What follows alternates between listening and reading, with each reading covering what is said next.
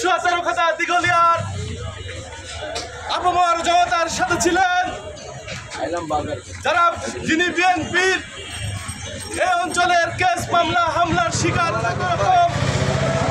নেতাকর্মী ছিল, তাদের পাশে বাবুই পাখির মতো আগলে রেখেছিলেন আমাদের প্রিয় নেতা জননেতা আজিজুল বারী হেলাল ভাই। ইতিমধ্যে তার বিরুদ্ধে ষড়যন্ত্রের অংশ হিসেবে আমরা দেখতে পেয়েছি কোরিয়ান প্রবাসী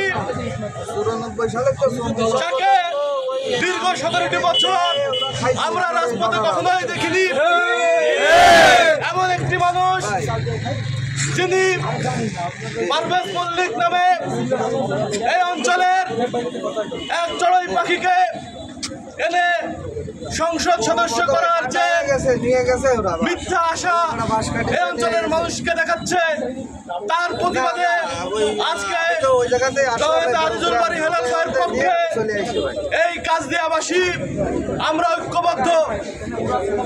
এই অঞ্চলে আর যাই হোক বিএনপির ভিতরে কোনো দ্বিধাদ্বন্দ্ব আমরা রাখতে চাই না।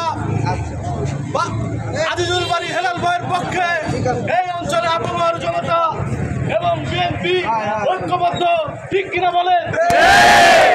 তাই আজকে এই অঞ্চল থেকে বিএনপির বিরুদ্ধে যারা ষড়যন্ত্রে লিপ্ত হয়েছে তাদের কঠোর হুঁশিয়ারি জানিয়ে এ পর্যায়ে বক্তব্য দেওয়ার জন্য বিনীতভাবে অনুরোধ করছি 3 নং দৈহাটি ইউনিয়ন আজিজুর রহমানকে।